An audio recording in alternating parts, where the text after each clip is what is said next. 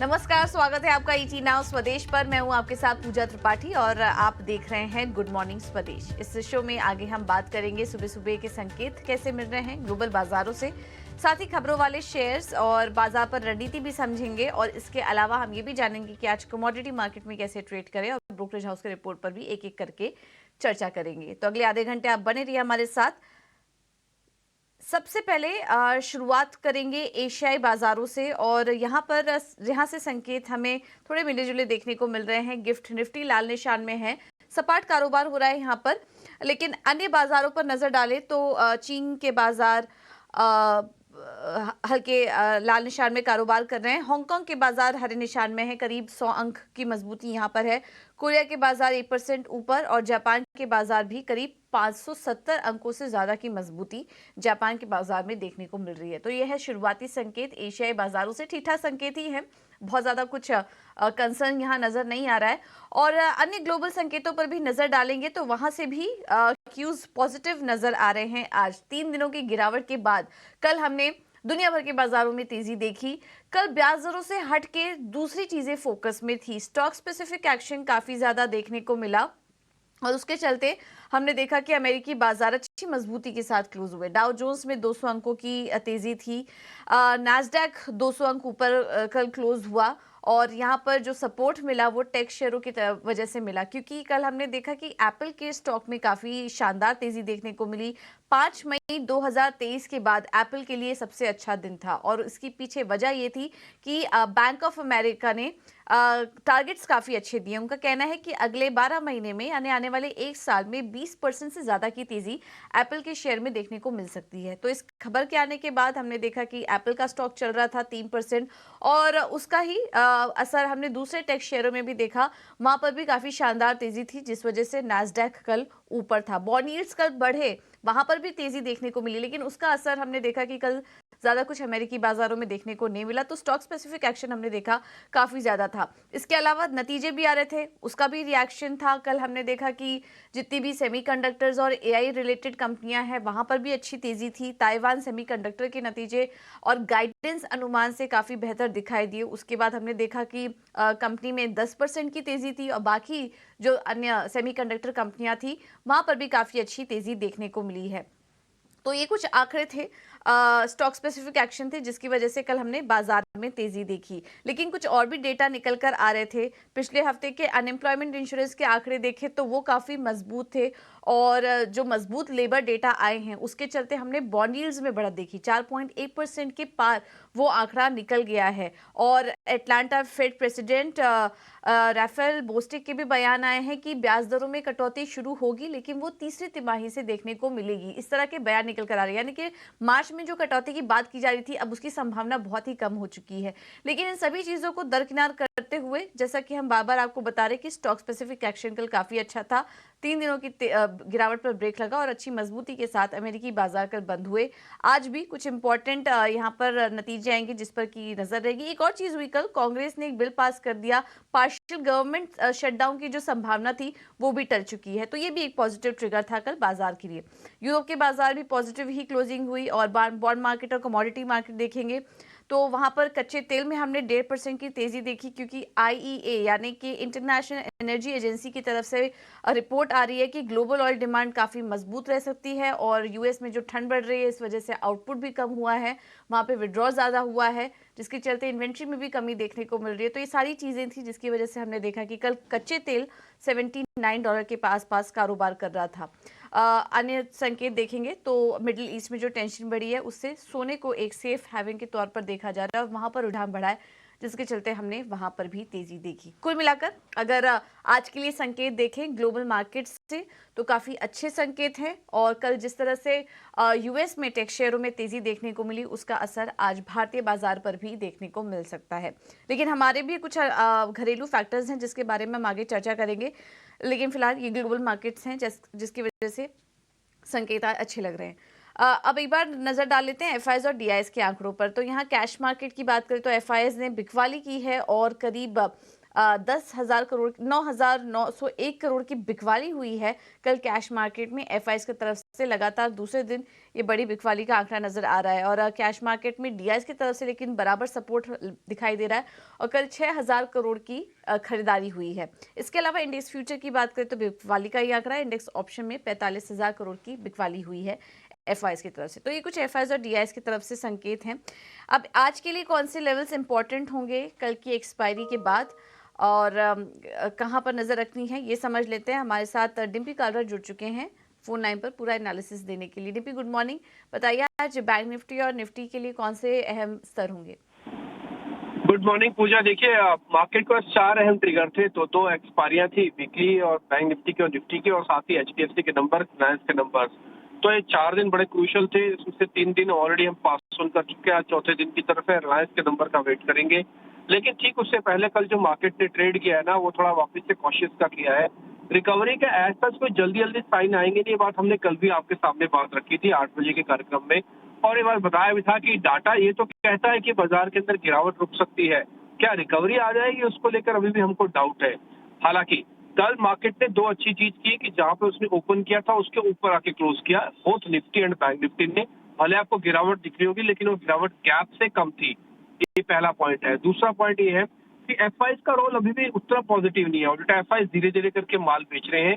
पहले उनका 65% होल्डिंग हुआ करती थी, कल घट के 54 हुई, और कल यानी कि कल के ट्रेड के अंदर 49% हो गई। ये पहली बार है इस पूरी सीरीज के अंदर, और मैं बोलूंगा कि करीब करीब 1 से 1.5 महीने के अंदर जब एफआईज की होल्डिंग जो है वो कम हुई है और उनकी शॉर्ट होल्डिंग बढ़ गई है, वो 51% हो गई है और लॉन्ग 49 है। ये पहला पॉइंट टू ऑब्जर्वेशन है।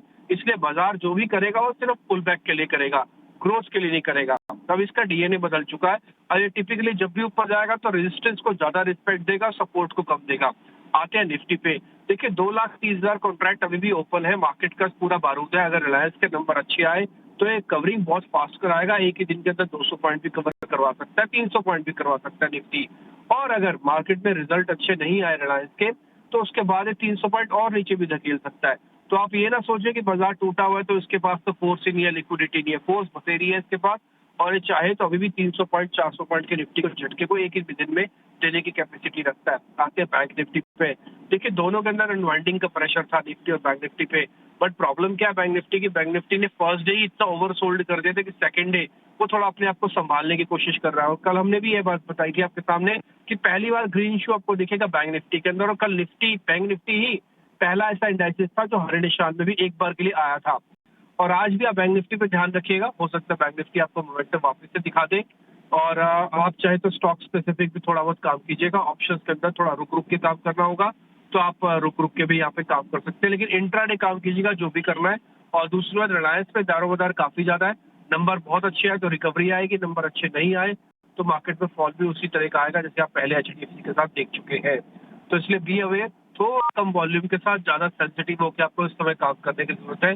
एग्रेशन बहुत ज्यादा ना दिखाए, पहले मार्केट को सेटल हो जाने दीजिए, फिर उसके बाद आइएगा। थोड़ा महंगा ले लीजिएगा लेकिन पक्का लीजिए। बिल्कुल, बहुत बहुत शुक्रिया डिम्पी आपका ये पूरा एनालिसिस देने के लिए। तो बिल्कुल, जैसे कि हमने आपको बताया कि आज के घरेलू फैक्टर्स भी, घरेलू ट्रिगर्स भी काफ़ी ज़्यादा हैं बाजार के लिए, नतीजों पर नज़र बनी हुई है। और आज दिग्गज कंपनी रिलायंस के नतीजे आएंगे, काफ़ी इंपॉर्टेंट होंगे ये नंबर्स देखना, क्योंकि उसके बाद बाजार पर उसका रिएक्शन देखने को मिल सकता है।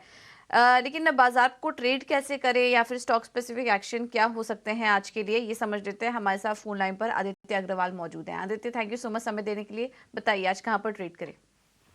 गुड मॉर्निंग पूजा, शब्द बुलाने का शुक्रिया। ट्रेड अपॉर्चुनिटीज काफी सारे मिलेंगे पूजा, क्योंकि मार्केट एक अच्छे खासे करेक्शन के बाद एक स्टेबल होने की कोशिश कर रहा है। और निफ्टी पे 21,500 21,550 का जो ये लेवल है, ये क्लोजली मॉनिटर करना चाहिए। अगर इसके ऊपर सस्टेन करने लगता है निफ्टी तो मेरे हिसाब से एक अच्छी शॉर्ट कवरिंग रैली देखने मिलेगी हमको। 100 से 200 पॉइंट की शॉर्ट कवरिंग रैली देखने मिल सकती है। 20 डीएमए भी है 21,620 पे, जो कि क्लोजली मॉनिटर करना चाहिए। तो पहला लेवल रहेगा 21,550। अगर उसके ऊपर ट्रेड करता है निफ्टी तो फिर फ्रेश लॉन्ग डे 21,620 और उसके ऊपर 21,740 के लिए। अगर मार्केट 21,500 550 के ऊपर नहीं ट्रेड कर पाता है तो फिर वापस से मार्केट में वॉलिटिलिटी बढ़ेगी और हम वापस 21,100 से 21,200 के बीच में आ सकते हैं नीचे की तरफ। अगर हम स्टॉक स्पेसिफिक बात कर ले तो फार्मा में कल भरपूर तेजी थी, तो मुझे लग रहा है ये मोमेंटम फार्मा में शायद कंटिन्यू हो। सिप्ला का स्टॉक बेहतरीन लग रहा है, एक करेक्शन के बाद उसने सपोर्ट लिया नेकलाइन पे और वहां से अब मूव स्टार्ट कर सकता है। करंट लेवल्स पे खरीदारी करनी चाहिए। टारगेट रहेगा 1395 का, स्टॉप लॉस लगा है 1280।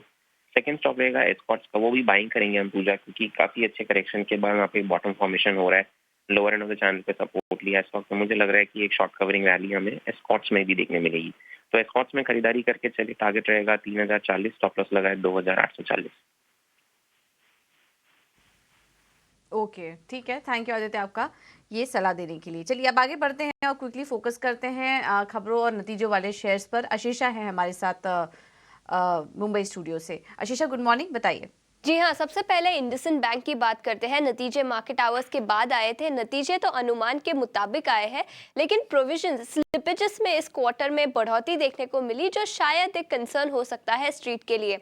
लेकिन मैनेजमेंट ने कहा है कि ये वन ऑफ इफेक्ट है और नेक्स्ट क्वार्टर से स्लिपेजेस जो इस क्वार्टर में बढ़कर आए हैं वो नॉर्मलाइज होते हुए नजर आए हैं। नतीजे मोर और less in line with expectations. इसके अलावा पूनावाला फिनकॉर्प के भी नतीजे काफ़ी अच्छे आए इस क्वार्टर में। नेट इंटरेस्ट इनकम में 65% का जंप देखने को मिला ईयर ऑन ईयर बेसिस पर, और प्रॉफिट आफ्टर टैक्स में भी 45% का उछाल देखने को मिला। होम फर्स्ट फाइनेंस की बात करते हैं, यहाँ पर भी नतीजे काफ़ी अच्छे हैं।